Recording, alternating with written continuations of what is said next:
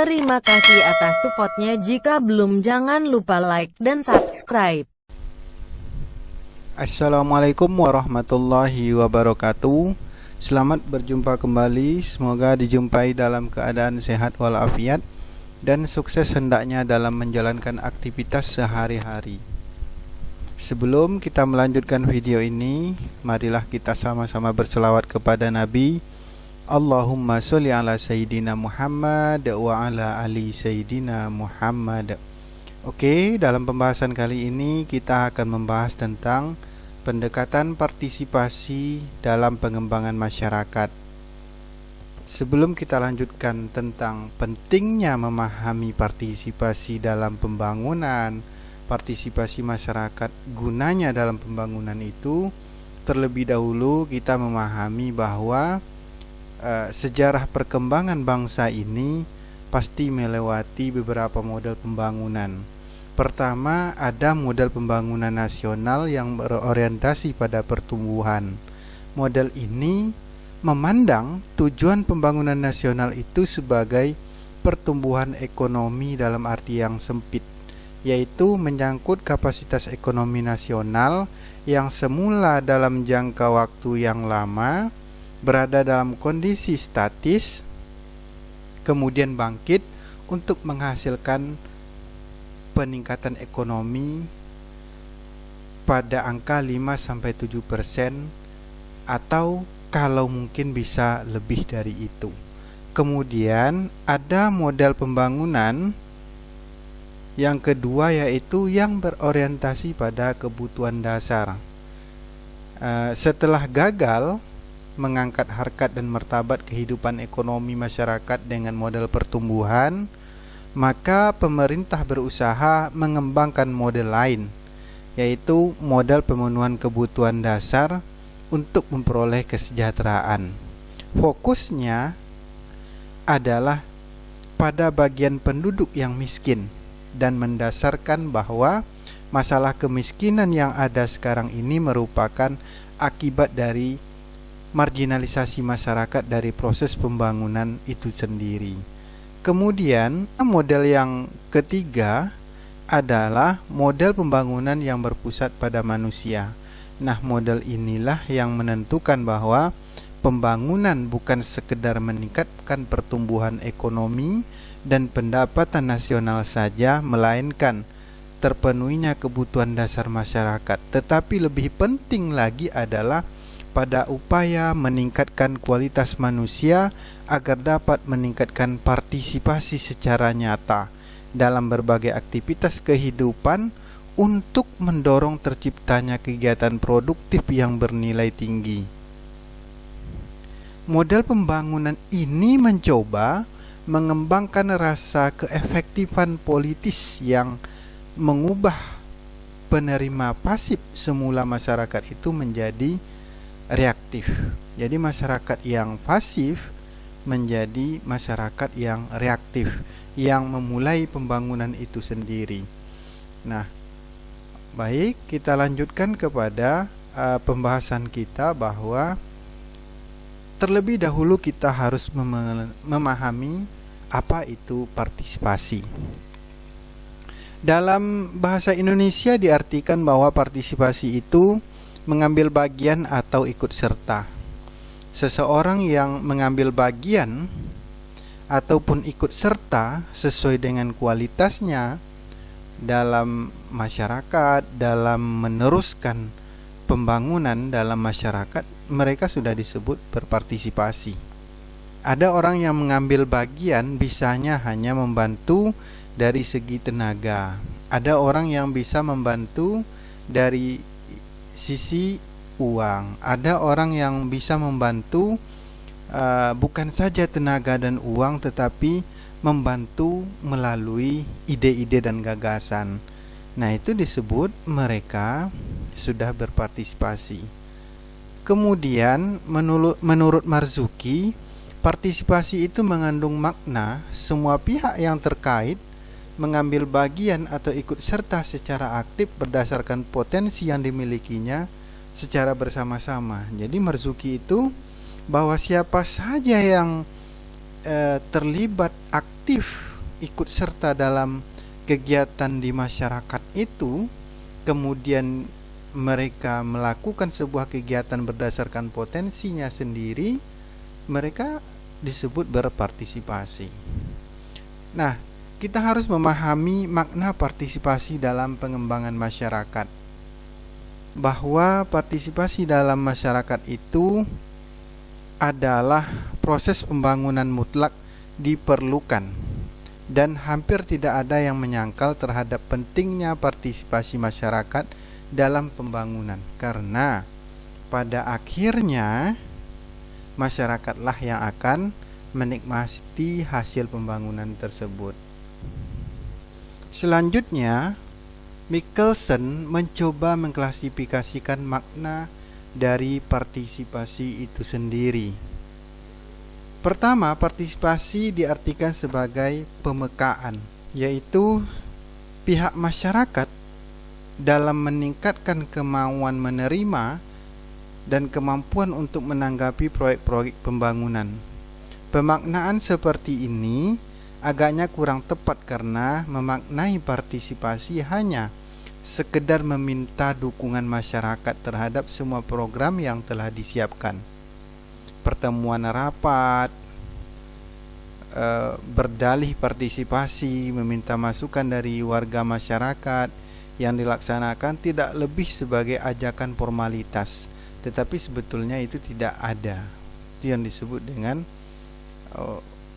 partisipasi yang semu, karena masyarakat tidak diberi hak untuk merencanakan program kecuali hanya sekedar diajak, dibujuk dan diperintah, bahkan dipisahkan oleh kelembagaan tertentu untuk ikut serta dalam suatu program yang telah dirancang sebelumnya. Kemudian partisipasi diartikan sebagai kontribusi sukarela dari masyarakat kepada proyek tanpa ikut serta dalam pengambilan keputusan. Nah, pemaknaannya ini hampir sama dengan pemaknaan yang pertama. Yang membedakan adalah kontribusi sukarela masyarakat kepada proyek, karena itu akhir capaian dari partisipasi jenis ini adalah penghematan biaya. Masyarakat harus mendukung secara penuh program pemerintah secara gratis dengan alasan program tersebut pada akhirnya digunakan untuk kepentingan masyarakat.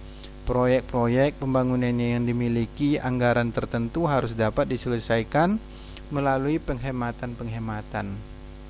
Makin banyak penghematan atau makin murah biaya suatu proyek, maka dapat diartikan makin besar pula partisipasi masyarakat. Hal itu tidak seperti itu gitu. Nah, yang ketiga, partisipasi adalah suatu proses keterlibatan secara aktif dalam pengambilan keputusan bersama dengan pemerintah. Maknanya adalah memberikan keterlibatan yang luas dalam tiap proses pembangunan. Mungkin keterlibatannya pada identifikasi masalah, pada proses perencanaan, pada pelaksanaan pembangunan, pada tahap evaluasi, ada setelah evaluasi itu ada monitoringnya, ada setelah dimonitoring ada mitigasi dan lain sebagainya itu. Nah, itu yang dimaksud dengan partisipasi adalah suatu proses keterlibatan secara aktif. Nah, ada lagi yang keempat, mengartikan bahwa partisipasi itu diartikan sebagai keterlibatan sukarela oleh masyarakat dalam perubahan yang ditentukannya sendiri. Nah, ini intinya adalah dari partisipasi ini sikap sukarela masyarakat untuk membantu keberhasilan program pembangunan yang telah ditentukannya sendiri. Keterlibatan sukarelanya itu bisa berupa terlibat dalam proses penentuan tempat, arah, strategi, dan kebijakan pembangunan. Terlibat dalam memikul beban dan tanggung jawab dalam pelaksanaan pembangunan, dan terlibat dalam memilih hasil dan manfaat pembangunan secara berkeadilan. Nah, yang terakhir, yang kelima adalah partisipasi diartikan sebagai keterlibatan sukarela oleh masyarakat dalam perubahan yang ditentukannya sendiri. Nah, ini hampir sama dengan yang keempat tadi, bahwa partisipasi adalah keterlibatan masyarakat dalam pembangunan itu sendiri, kehidupan dan lingkungan. Nah, ini maksudnya adalah partisipasi dalam pengertian ini sesuai dengan konsep pemberdayaan masyarakat, di mana dalam pemberdayaan masyarakat secara bersama-sama mengidentifikasi kebutuhan dan masalahnya secara bersama-sama dan mengupayakan jalan keluarnya dengan jalan secara bersama-sama pula. Nah, itu dari makna partisipasi yang kita pahami dari beberapa klasifikasi yang telah dikemukakan oleh McKellen dalam sebuah bukunya. Nah, kita lanjutkan. Esensi dalam partisipasi itu mengandung beberapa hal, yaitu wujud partisipasi dapat dipandang dari dua sisi, yaitu wujud fisikal dan non-fisikal. Esensi yang terpenting dalam partisipasi itu ada bentuk fisik dan non-fisik. Nah, bentuk fisiknya yaitu bisa terlibat atau ikut serta dalam kerja bakti, ikut membantu menyelesaikan masalah material atau mendatangkan material, ikut menghadiri pengajian atau acara-acara yang bersifat resmi ataupun tidak resmi, atau ikut menyumbang dana dalam pembuatan pembangunan yang ada dan lain-lain. Kemudian bentuk non-fisiknya, bahwa partisipasi masyarakat itu bisa berbentuk pemikiran atau sumbang saran dari masyarakat, bisa saja ide dan gagasan. Nah, itu esensi dalam partisipasi. Kemudian urgensi partisipasi dalam pengembangan masyarakat. Partisipasi masyarakat dalam pemberdayaan merupakan ataupun dalam pembangunan merupakan hal yang menjadi pusat perhatian dalam proses pembangunan.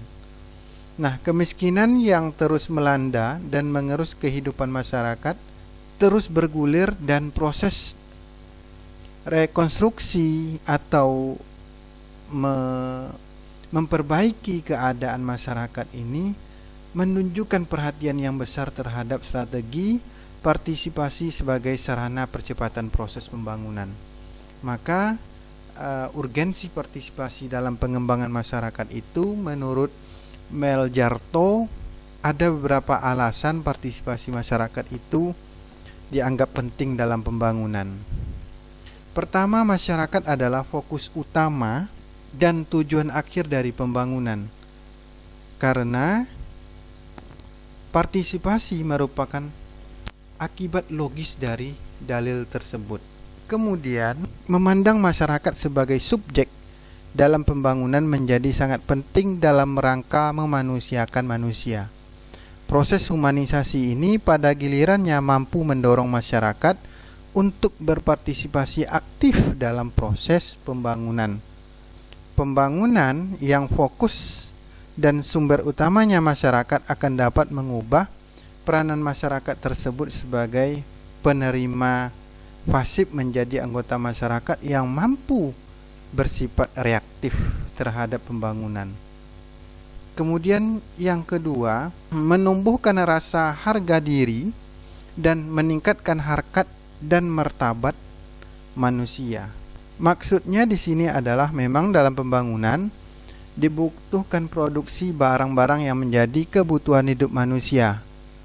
Manusia membutuhkan makna yang cukup untuk mengembangkan dirinya, membutuhkan perumahan dan pakaian yang bersih untuk menjaga kesehatan, dan juga membutuhkan penerangan, transportasi, alat komunikasi, dan kebutuhan yang lainnya agar dapat memudahkan kehidupan mereka.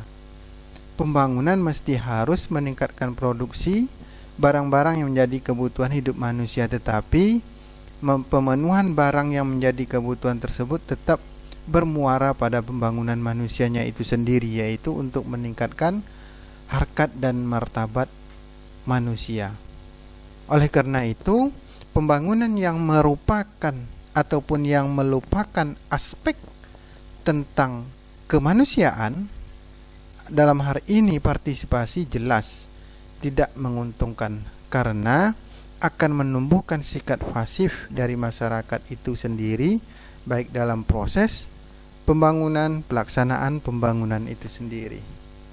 Kemudian yang ketiga, partisipasi itu menciptakan umpan balik informasi tentang sikap, aspirasi, kebutuhan, dan kondisi daerah. Hal ini misalnya dapat dilihat dari kegagalan misalnya program KB yang tidak memperhitungkan sikap masyarakat terhadap penggunaan alat-alat KB gitu. Kemudian yang keempat, memperluas zona ataupun kawasan penerima proyek pembangunan. Masyarakat akan lebih mempercayai program pembangunan jika mereka merasa dilibatkan dalam semua kegiatan, baik proses persiapan, perencanaan, pelaksanaan, dan menikmati hasilnya, karena mereka akan lebih puas mengetahui seluk-beluk program tersebut dan akan mempunyai rasa memiliki terhadap program pembangunan tersebut. Berbagai usaha untuk mencapai proyek swadaya menunjukkan bahwa bantuan masyarakat setempat sangat sulit diharapkan jika mereka tidak terlibat dalam proses pembangunan itu sendiri. Kemudian yang kelima adalah menciptakan lingkungan yang kondusif bagi aktualisasi potensi manusia maupun pertumbuhan manusia. Pembangunan yang memperluas keterlibatan masyarakat menyadari tentang betapa pentingnya pembangunan masyarakat itu sendiri, maka partisipasi sangat berharga bagi keberlanjutan sebuah program ataupun keberlanjutan sebuah program yang menguntungkan kepada masyarakat itu sendiri. Yang keenam adalah partisipasi dipandang sebagai pencerminan hak-hak demokratis individu untuk dilibatkan dalam pembangunan mereka sendiri. Ini maksudnya adalah masyarakat memiliki hak untuk memberikan saran dalam menentukan jenis pembangunan yang akan dilaksanakan di daerah mereka sendiri. Hal ini selaras dengan konsep people centered development, yaitu jenis pembangunan yang lebih diarahkan pada berbagai kehidupan manusia dan tidak sebagai alat pembangunan itu sendiri. Ada lagi yang ketujuh, yaitu cara yang efektif. Urgensi partisipasi masyarakat itu adalah cara yang efektif membangun kemampuan masyarakat untuk mengelola program pembangunan guna memenuhi khas daerah, yaitu sistem sosial budaya yang beraneka ragam harus dipahami dan disadari sebagai sumber daya atau modal sosial yang telah tersedia di masyarakat. Walaupun di beberapa daerah sistem sosial budaya tersebut telah mengalami pergeseran makna oleh pertukaran waktu dan masa. Namun jika hal ini dimobilisasi kembali dengan cara-cara yang tepat dan sesuai dengan karakteristik sosial budaya masyarakat setempat, secara bertahap akan memberikan kontribusi yang signifikan dalam pembangunan nasional. Oleh karena itu, partisipasi masyarakat menjadi sangat penting dalam kaitannya dengan persoalan sosial budaya yang menjadi ciri khas setiap daerah tersebut.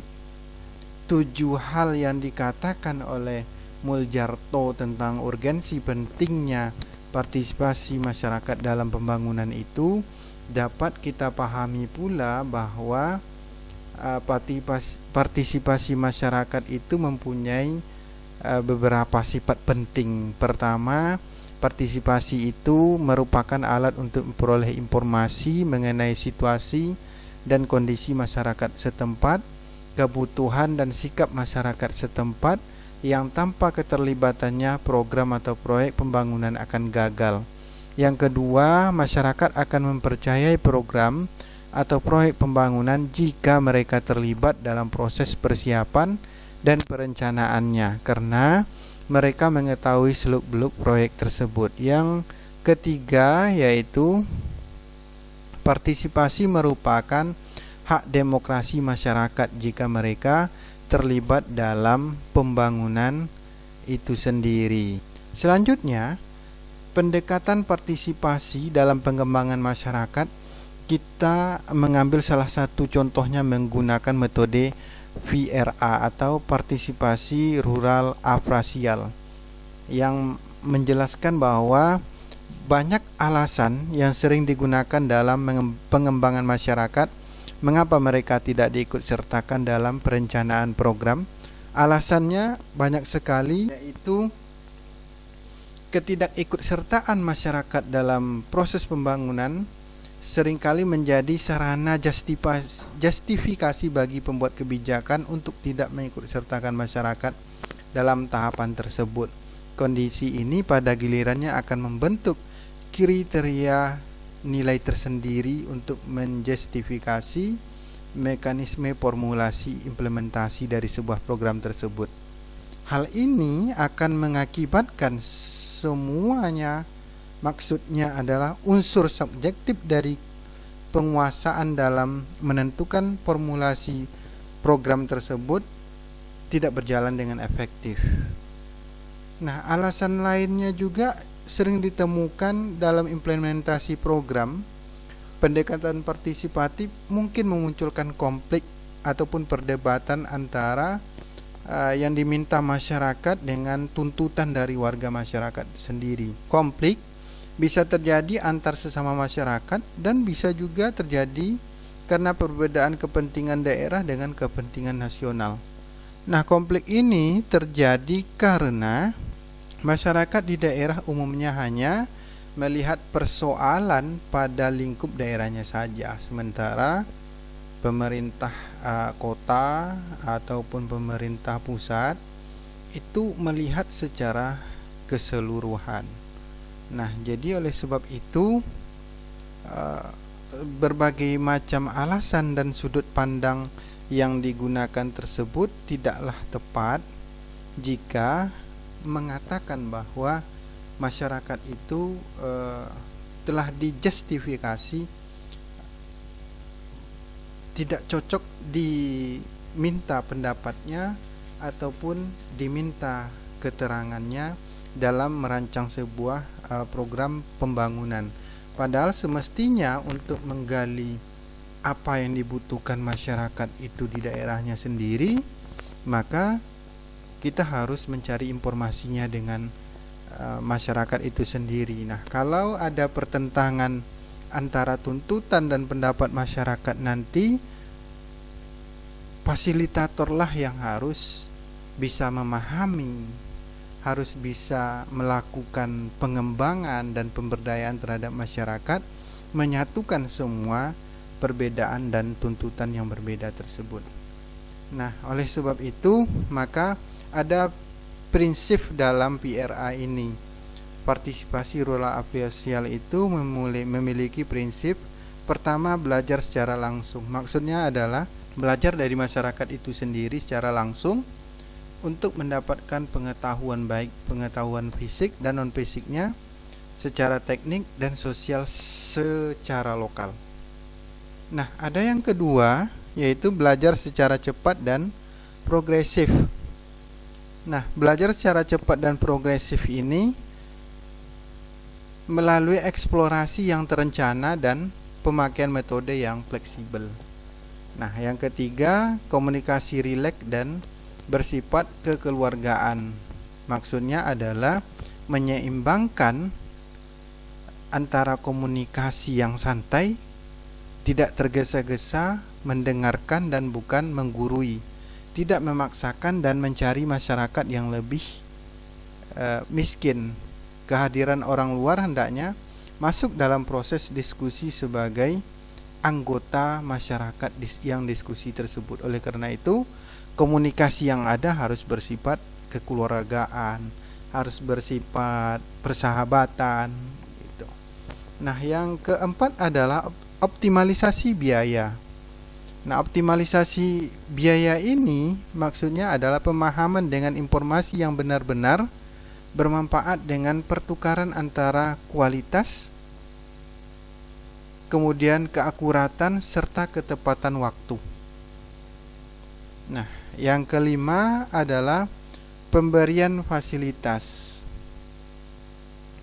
Pemberian fasilitas ini artinya memberikan fasilitas penyelidikan, analisis, penyajian dan pemahaman oleh masyarakat itu sendiri, sehingga mereka dapat menyajikan dan memiliki hasilnya serta juga mempelajarinya. Misalkan dalam menentukan pembuatan diagram pen, kemudian pembuatan peta wilayah, mereka harus diajak menyusun dan menggambarkan potensi-potensi yang ada di wilayah mereka sendiri. Kemudian yang keenam adalah kesadaran dan tanggung jawab diri yang kritis.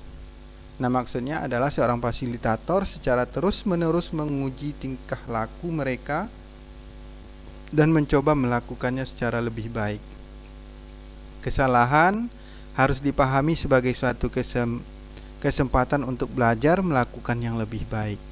Kemudian yang ketujuh, saling berbagi informasi ataupun gagasan antara masyarakat desa, antara masyarakat desa dengan fasilitator, antara fasilitator dengan masyarakat luar yang berbeda fasilitator, serta saling berbagi wilayah kegiatan, pelatihan dan pengalaman antar organisasi yang berbeda.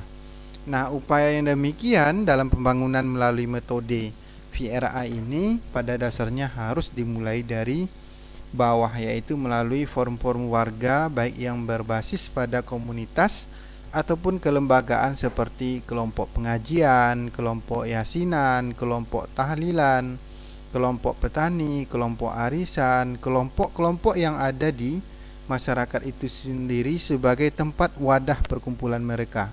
Mereka diajak untuk membicarakan berbagai persoalan yang terkait dengan kehidupan sehari mereka. Nah, dari situ kita nanti akan bisa menggali berbagai informasi yang berkaitan dengan apa yang mereka butuhkan, sehingga dari situ kita bisa merencanakan dan mengajak mereka untuk merencanakan sebuah program pembangunan yang intinya nanti mereka yang merancang, yang melaksanakan, kemudian yang mengevaluasinya sendiri melalui bimbingan-bimbingan yang dilakukan oleh fasilitator itu sendiri. Nah, itulah pendekatan partisipasi dalam pengembangan masyarakat. Salah satu contohnya menggunakan metode VRA, partisipasi rural agrasial. Demikian yang dapat disampaikan, semoga bermanfaat. Wassalamualaikum warahmatullahi wabarakatuh.